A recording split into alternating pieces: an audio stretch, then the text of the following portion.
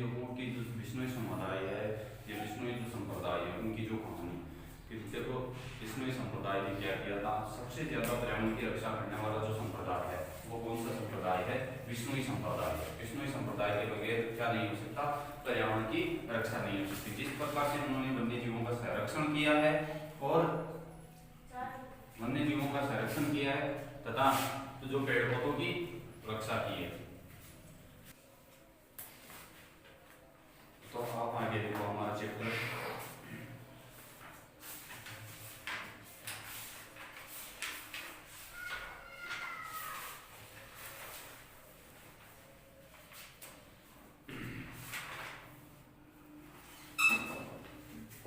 Page में the sight is even more एस्ट्रोनाइजिंग।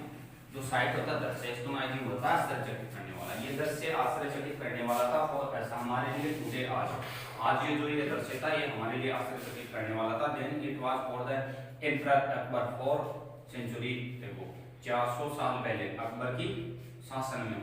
और the Bishnoi continue to hold on their magnificent obsession to this day. Obsession होता है जोश, ये जो जोश था, शानदार जो जोश था उसको भी बनाए रखा था। At the village Khejri where the Bishnoi passed the supreme test of fire. और जो खेजड़ी में जो बिश्नोइयों ने सुप्रीम टेस्ट ऑफ फायर किया था अर्थात उसने अपनी परीक्षा दी थी।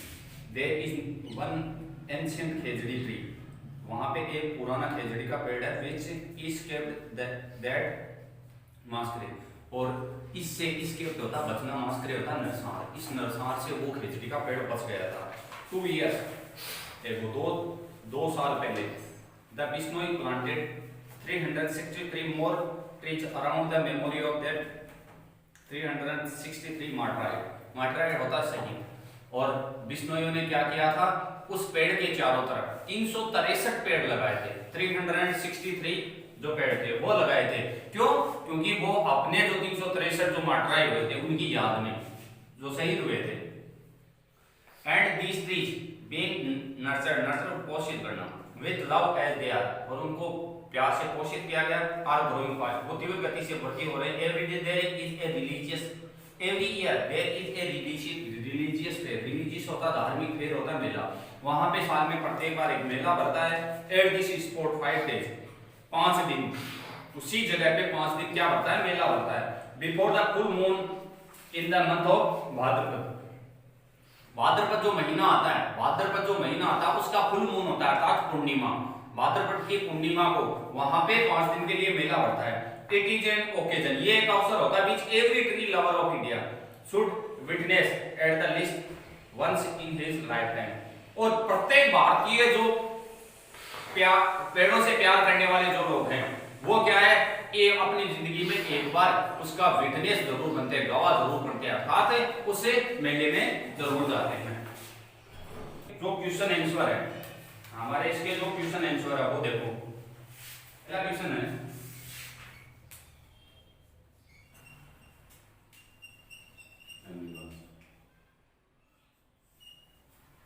हाँ देखो, what kind of trees and animals were found in the desert of Marwar. Marwar के जो डेजर्ट था, मारवाड़ का जो रेगिस्तान था उसमें कौन से जानवर तथा पेड़ पौधे पाए जाते थे। तो there were thousand of khejri tree, वहां पे हजारों की संख्या में खेजड़ी के पेड़ थे। एंड प्लेंटी ऑफ बेर केर एंड सांगरी, बेर केर और सांगरी के पेड़ थे। There were thousand of antelopes, there were thousand of antelopes. बारहसिंगा थे, ब्लैक बुक्स थे, चिंकारा था, नीलगाय एंड सो इतने जानवर जैसे नीलगाय है, हिरण है, ये सभी जानवर वहां पे थे। द एरिया अबंडोनेड होता बहुतायत में इन ट्रीज एंड एनिमल्स। और उस एरिया में क्या थे, बहुतायत में कौन कौन से जानवर थे अर्थात जो पेड़ पौधे थे बहुत ज्यादा थे। जैसे बहुत ज्यादा तो जानवर थे, बहुत ज्यादा ही पेड़ पौधे थे। और जो पेड़ पौधे थे वो बेरकेर और सांगरी के थे तथा जो जानवर थे वो antelopes, black books, chinkara and जो नीलगाय थी, ये सबसे ज्यादा जानवर वहां पे पाए जाते थे। अगला देखो, अब देखो who were the original resident of Marwar. Marwar के मूल निवासी कौन थे? तो the original resident of Marwar were Bhil. जो मारवाड़ के मूल निवासी कौन थे? भील थे। भील एक आदिवासी जनजाति होती है, वो भील थे। अबाउट 3000 इयर्स एगो, 3000 साल पहले फॉरेन इन्वेडर, फॉरेन होता है विदेशी, इन्वेडर्स होता है आक्रमणकारी। जो विदेशी आक्रमणकारी अटैक होता आक्रमण करना मारवाड़। 3000 साल पहले जो विदेशी आक्रमणकारियों ने मारवाड़ पे क्या किया था, आक्रमण किया था। द व्हील्स रेसिस्ट, रेसिस्ट होता विरोध करना, भीलों ने विरोध किया। दे इनकरेजमेंट, इनकरेजमेंट होता अतिक्रमण, इनकरेजमेंट होता अतिक्रमण, दे यानी उनका, उनके अतिक्रमण का भीलों ने क्या किया था, विरोध किया था। अर्थात इस जो हमारा ये क्वेश्चन है इसमें सबसे महत्वपूर्ण बात एक ही बताई गई है कि जो मारवाड़ है उसके मूल निवासी कौन थे। तो सबसे पहली बात आपको ध्यान में रखनी है, सबसे मारवाड़ के जो मूल निवासी है वो सबसे पहले मूल निवासी कौन है, भील थे। तो ये बात आपको ध्यान में रखनी है। तो उसमें ये बताया कि 3000 साल पहले जो फॉरेन आक्रमणकारियों ने मारवाड़ पे आक्रमण किया था, तो भीलों ने इससे जो आक्रमणकारी थे उनका क्या, उनके अतिक्रमण का क्या किया था, विरोध किया था। अगला क्वेश्चन देखो, अब देखो क्वेश्चन क्या था, how was the vegetation of Marwar affected, Marwar की जो वेजिटेशन की वनस्पति थी वो कैसे प्रभावित हुई थी। The large herds, herd large होता बड़ा, हर्ट्स होता झुंड ऑफ कैटल, मवेशियों का एक बड़ा झुंड, began to affect the vegetation of Marwar, उन्होंने जो मवेशियों का एक बड़ा झुंड था उन्होंने क्या किया था, जो मारवाड़ की जो वनस्पति थी उसको प्रभावित करना शुरू कर दिया था। अर्थात जो मारवाड़ में जो बड़े बड़े जो झुंडों के रूप में जो मवेशी फिरते थे तो वो क्या करने लगे थे, जो वहां की जो वनस्पति थी उसको बहुत ज्यादा प्रभावित करने लगे थे। द सीडलिंग, सीडलिंग होता है जैसे हम किसी बीज को रोपण करते हैं, जो उगता है बीज उस स्थिति को बोलते हैं, उगते हुए बीज की उस स्थिति को सीडलिंग बोलते हैं। एंड सेपलिंग, सेपलिंग होता थोड़ा बड़ा हो जाता, थोड़ा बड़ा हो जाता है, जैसे मान लो कि थोड़ी साइज बड़ी हो जाती। सीडलिंग होता है जैसे मान लो कि हम जैसे किसी बीज का रोपण किया और जो पौधा है वो अभी उग ही रहा है, जैसे मान लो छोटी मात्रा में, एक तो वो तो सीडलिंग होता है, एक सेपलिंग होता है जैसे मान लो कि जो हमारा पौधा थोड़ा बड़ा हो गया, वह ग्रेज डाउन, उनको चढ़ लिया गया, अर्थात जो जानवर थे वो उसको खा गए थे।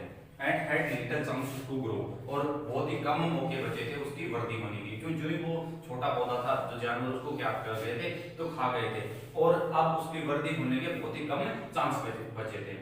Trees were head for fuel fodder, trees were head, पेड़ों को काटा गया था किसके लिए, फ्यूल, फॉर फ्यूल, फ्यूल होता है ईंधन, फ्यूल होता है ईंधन, जैसे मान लो कि लकड़ी जलाने के लिए, फोडर, फोडर होता चारा, पेड़ को जैसे हमारे जो मवेशी हैं उनको चारा खिलाने के लिए लोग क्या करने लगे थे, पौधों को काटने लग गए थे। इससे मात्रा से क्या हो गया था, जो वेजिटेशन थी वो बहुत ही ज्यादा, वहां की वनस्पति थी वो बहुत ही ज्यादा प्रभावित हुई थी। तो इसका पहला कारण है कि जो बड़ी मात्रा में जो मवेशी थे वो सीडलिंग और सेपिंग थी उनको क्या कर जाते थे, तुरंत ही खा जाते थे, तो उनमें वृद्धि होने का जो चांस था वो बहुत ही कम होता था।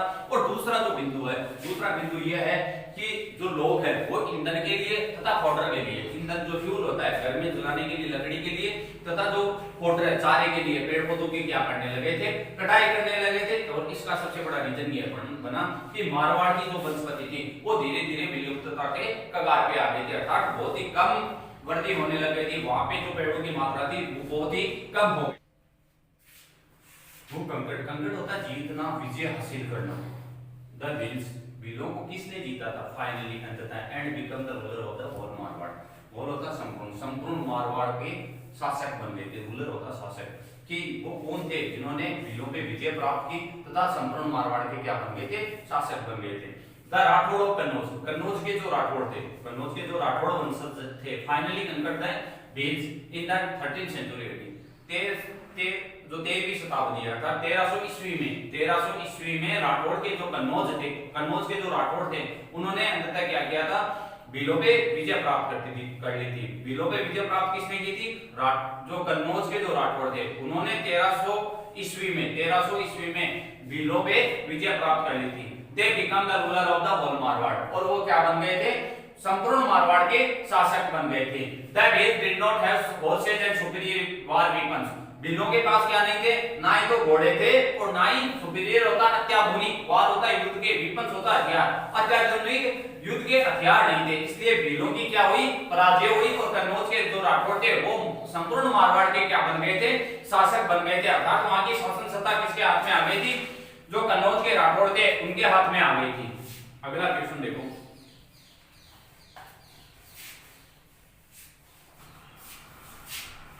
What were the names of parents of Jambaji? Jambaji के माता पिताओं का क्या नाम था?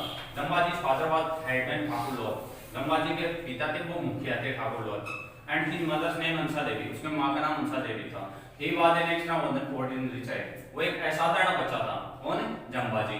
He was born in the village Pipasar, उनका जन्म पीपासर गांव में हुआ था। वो मारवाड़ में पीपासर गांव है, वहां पे उनका जन्म हुआ था। In the region of Rao Jodhaji, जो किसके शासन क्षेत्र में आता है? राव जोधाजी के शासन क्षेत्र में आता है।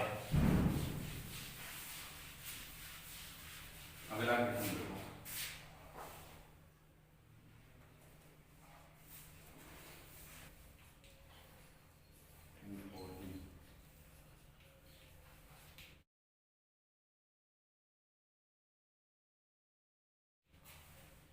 देखो, देखो what was the most fascinating and interesting things for the Jambaji. Jambaji को सबसे आकर्षित करने वाले और सम्मोहित करने वाली बात कौन सी थी? वस्तु कौन सी थी? To take an animal out for the grazing, जानवरों को चराने के लिए ले जाना। Like in the shade of khejri tree which हैम शोन was the herds of the black buck, किसको देखना? हर्ट्स ऑफ द झुंड, ब्लैक बुक काले हिरणों के झुंड को देखना। And the rich grace of the handsome antelopes, और हैंडसम जो सुंदर जो एंटीलोप्स हैं बारहसिंगा है, उनको विचरण करते हुए देखना। एंड सी द फाइट, सबसे महत्वपूर्ण बात ये यहां से शुरू होती है, ये बात ध्यान में रखना। इस क्वेश्चन में सबसे महत्वपूर्ण जो पार्ट है वो यहां से सी द फाइट बिटवीन, जो लड़ाई देखना किसके बीच में? टू वेल ग्रोवन स्टेक्स, स्टेक होता है नर हिरण, नर मादा नहीं होते क्या? मतलब एक तो नर होता है एक मादा होता है, मेल और फीमेल।